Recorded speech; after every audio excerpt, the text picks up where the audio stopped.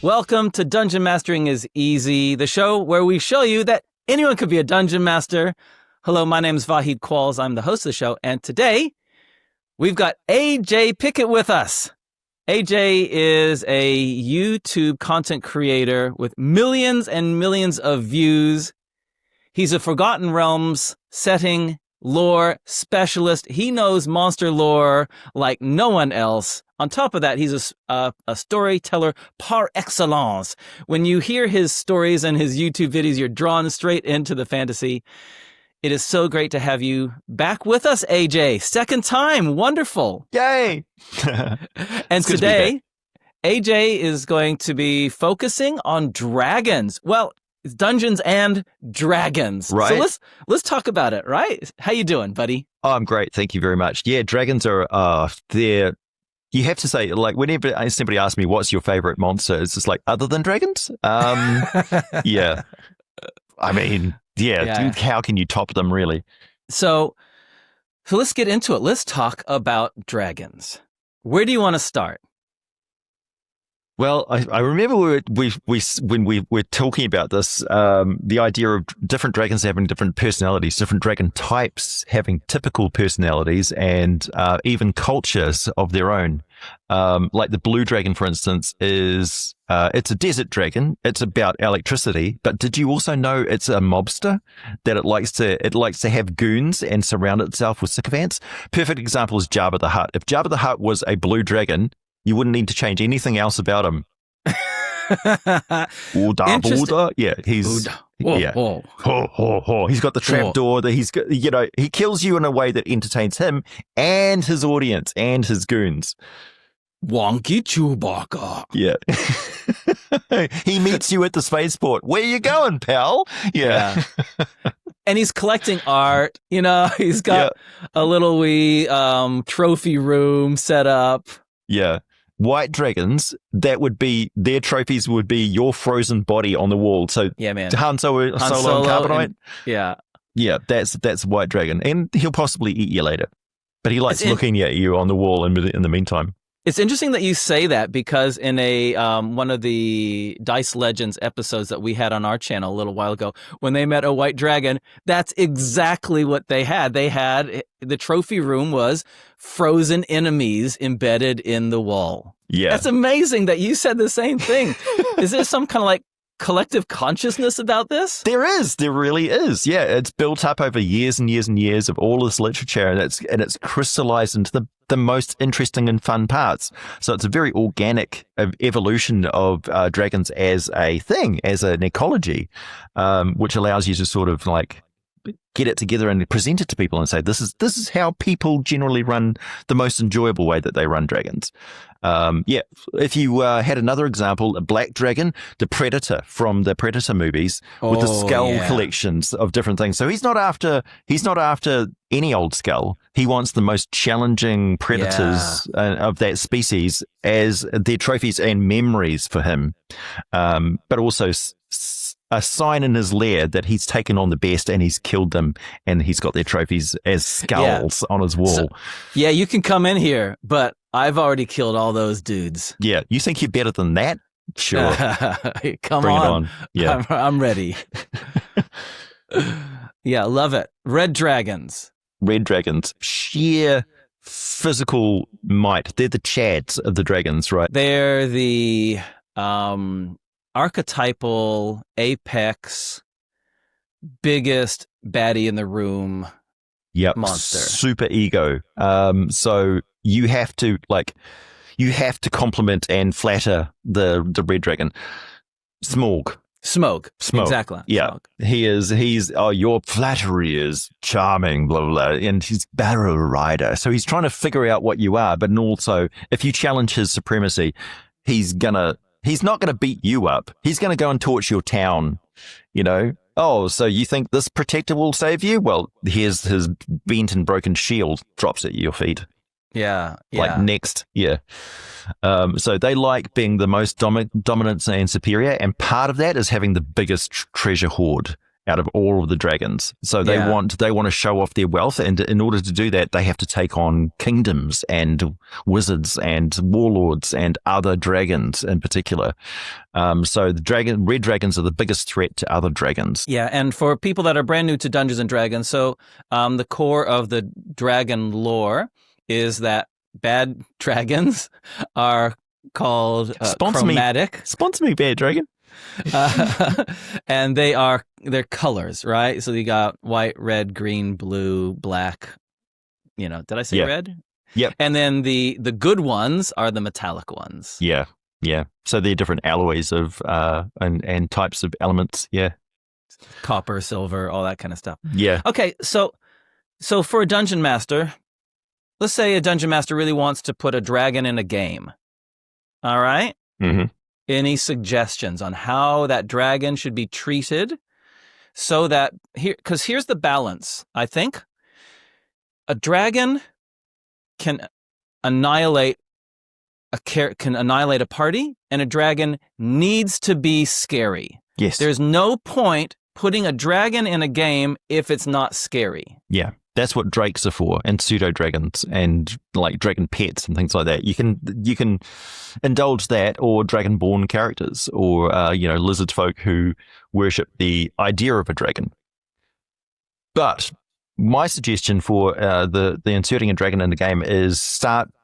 Normally, I would say with adventures, start small and roll the carpet out in front of your characters and base it on where their characters are going and what their immediate concerns are. With dragons, start off big picture, and your clue there is regional effects. So if the dragon, even incorporate this with lower age categories of dragons where they're not supposed to have any regional effects yet. But if a dragon is born, like the egg is hatching, if it's a blue dragon, there'll be a massive electrical storm going on because it's drawing in primordial power and it's supercharging that entire area. These are creatures of magic.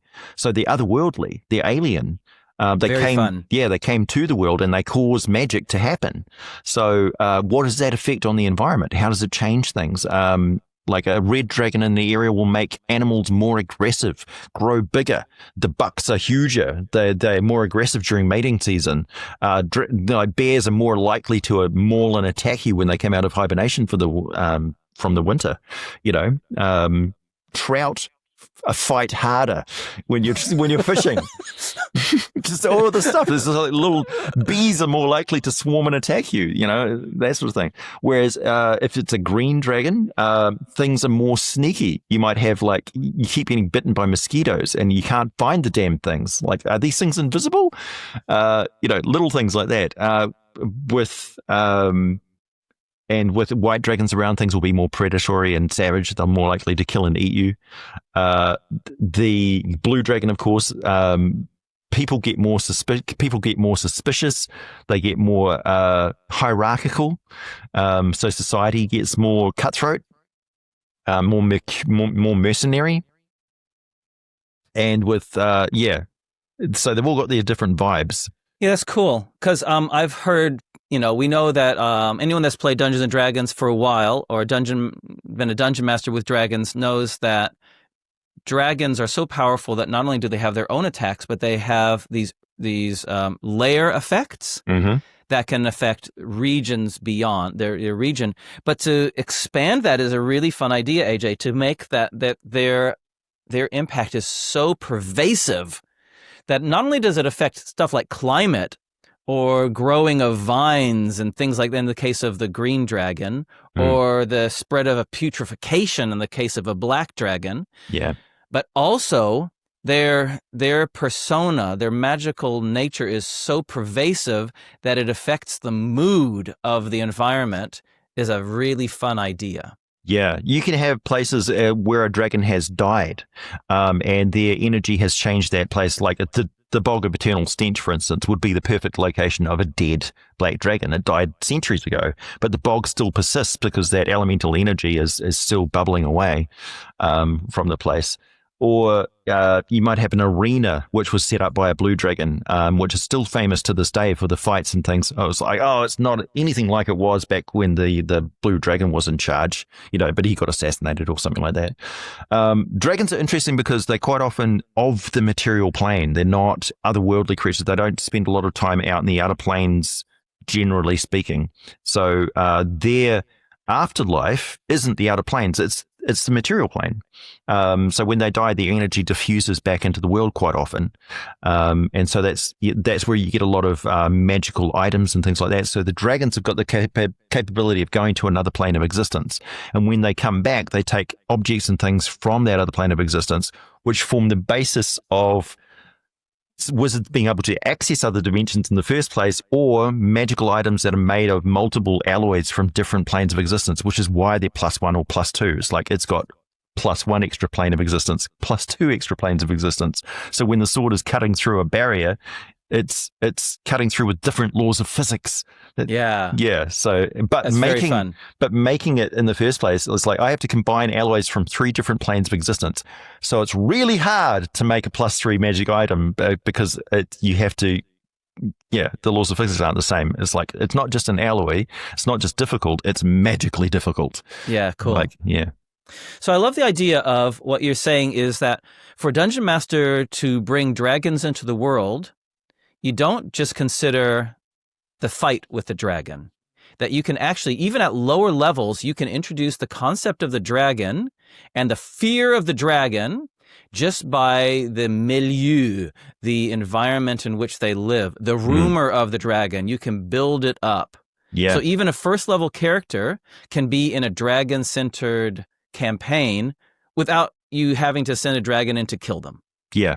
And where there's power, or easy access to it, weak people and scared people will step in and take advantage. So the worst dregs of society will be the cultists and things like that. The people who can't attain power a legitimate way through wizard study and things like that will seek out dragon blood or dragon items, or the magical items the cursed items that the dragon has got in its hoard. They're always looking for the easy path, and that's where you get your enemies, your bad guys in your campaign. So they'll crawl out of the woodwork. So they become, the more established the dragon is, the more established the cult of belief, possible worshippers, failed attempts to kill the dragon, which has resulted in long-standing feuds or strange behavior in the dragon. So it's concentrating on this particular village because of, that bloodline of that hero who's chipped its tooth and made it look bad. That sort of thing. You can layer that backstory up and tie it into the intelligent life and cultures around him. Yeah, that's really fun. Love it. AJ is a monster master and has a whole bunch of other cool ideas about dragons coming up. Speaking of monsters, we want to tell you about the new book that Dice Legenz is making called You Need More Orcs. 100 plus pages of unique orcs you've never seen before with abilities you've never seen before. They're fun, fearsome, frightening. But not only that, there's sections on social structures, cultural practices, fortifications, sayings and expressions, orc name generators, and a whole bunch more. Head to the Kickstarter page, link in the video podcast description down below, because you need more orcs. I recently read something on dragons which I thought was really helpful. And I will attempt to find this article again so I can put the link in the description of this podcast and video, in which the person who'd written the article said, don't put your players up against a dragon to fight them unless you're prepared for the players to die. Because to pull punches on a dragon weakens the very fabric of the game. They need to be truly frightening. Yeah. You want to impress, dress them to impress. So they should be well and truly scared of that dragon before it ever appears. Exactly like a lot of dragon, appearing, like the monster comes out and not right at the start of the movie, but usually you get a lot of forewarning of it. The huge footprint, shadow passing over them in the forest, and animals scattering. When you get to the lair, there's either no natural animal life around because they all know that dragon is death, or strange mutant things, or possibly encountering the young dragons really close to the lair because they're too scared of the parent, but they're not strong enough yet to venture out on their own. So they're picking off any scraps, and that's where you could really signpost how brutal the dragon is by you're fighting what you think is the dragon. You get the best of the dragon, and then the mama dragon lands and kills her weakest offspring, and says, "No, the fight's with me, not my idiot child." Yeah. It's like, oh no, yeah. And that's a double blow, because not only are the characters who have just had this difficult fight that you've set them up against a challenge rating that's going to be difficult for them, but they've been able to do it. And then this big, massive mama dragon lands on them. Not only do they see that there's no possible way that they can defeat her, but you're also saying this creature is so nasty that it has no qualms about killing its own child. Yeah. Yeah. That also would be a really good point of like, okay, let's say the mum's gone out to go hunting or to deal with a rival dragon or the next mate, I don't know. And the child dragon has moved into the lair and is like playing king of the castle for the day and masquerading as the dragon. And in doing so, slips up in their monologuing with arrogant boasting to the characters that there's a really powerful anti-dragon magical item in the treasure hoard.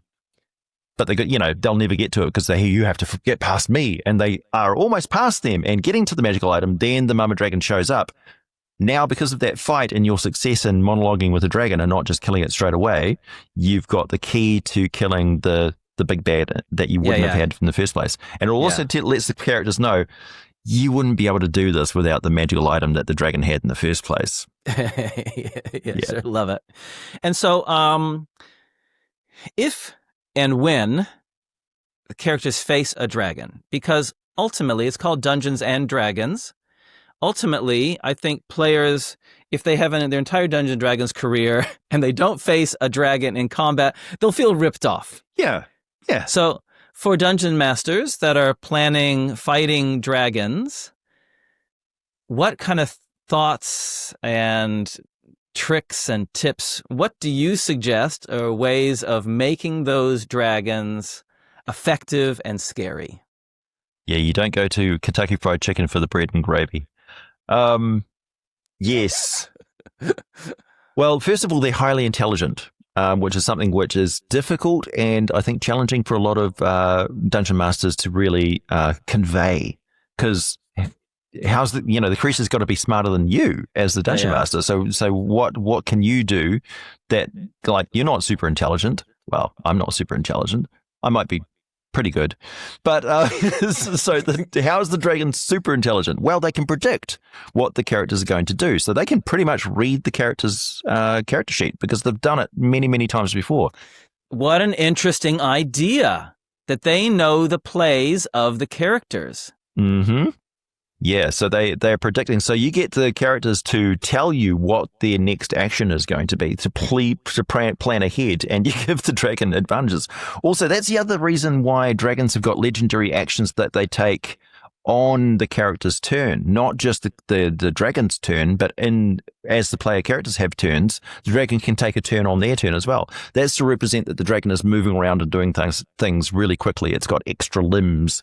It's got environmental effects it can do and things like that. So the dragon is constantly in motion when it's in its lair, and it's doing things on your turn too.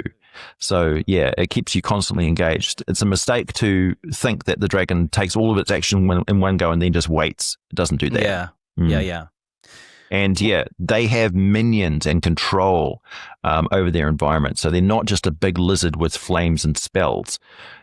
They prepare spells, they prepare magic items, they carry magic items, they wear magic items, they cast spells. That was one of the things that I thought was they dropped the ball at the start of 5th edition. They didn't give dragons innate spell casting, because most dragons do that.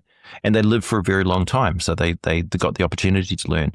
But their magic is very simple. It's fireballs, it's ice beams, it's they don't do illusions very often unless that's their shtick. They know primal magic because it's instinctual to them. Yeah. one of the things that I like to do with dragons is they've got flying and they've got a breath weapon. Let's use it. Like if I drop a dragon right in the middle of people, the characters can go all around them. And can get all those attacks in. If the dragon flies by, especially the first couple rounds, to soften them up, get the dragon flying past them, breathing on them, whoosh.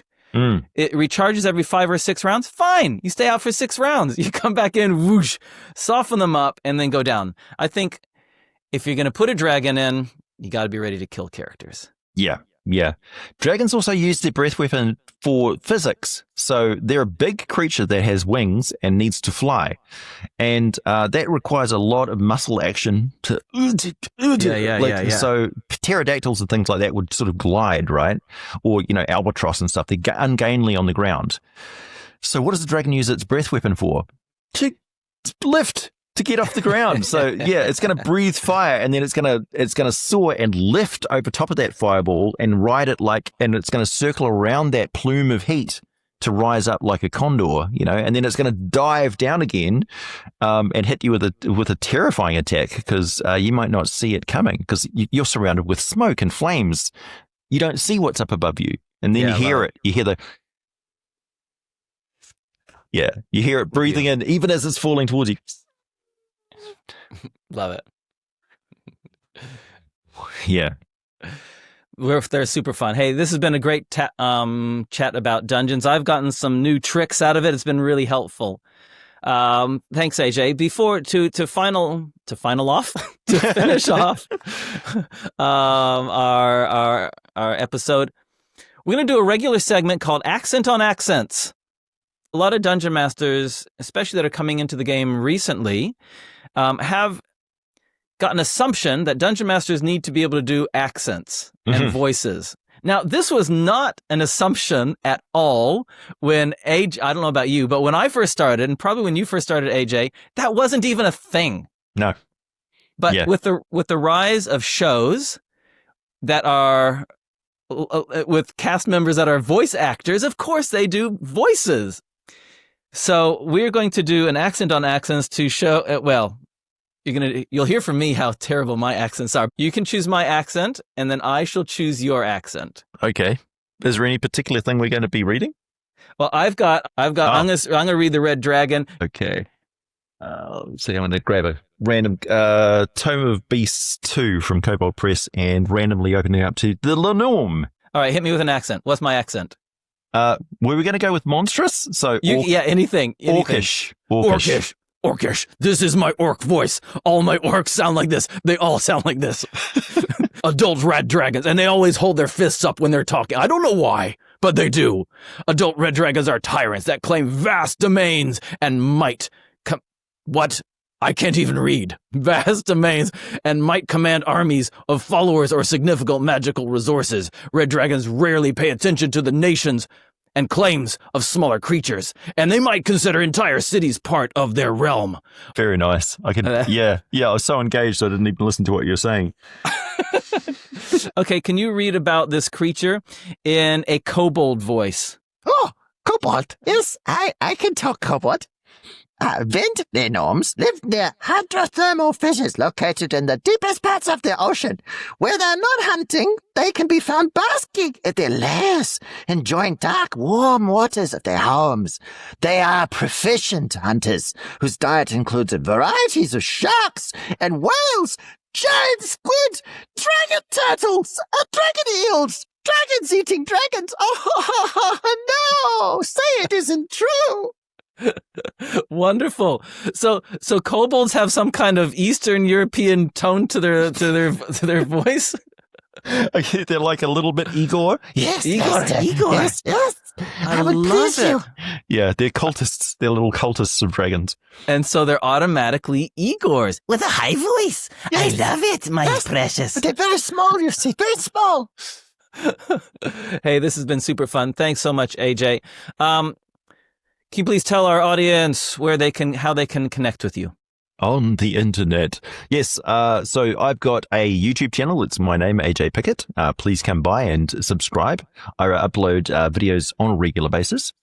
I've got a fourth wall account for supporters. Those monthly supporters are always treasured. Anybody can message me anytime if they're a supporter for any sort of questions or campaign advice, custom monsters. I even do like quick research for them. And I also have a very active Discord, which is a great way to communicate with me and, hear about my behind the scenes stuff. Wonderful. The links for all of AJ's stuff, that is the YouTube Discord, will be in the video description and the podcast description below. Thank you very much, AJ. It has been a real pleasure having you with us. Oh, always a pleasure. It's great. Thanks, everybody. And if you want to support the Dice Legenz channel, please head over to our Patreon page. Again, the link is down below. You can follow for free. It doesn't cost you a single cent. Or there are 3 simple tiers of ways that you can financially support the growth and prosperity of our channel. We appreciate everything that our Patreons do for us. And that's all for today. Hey, we'll catch you guys next time. Catch you later.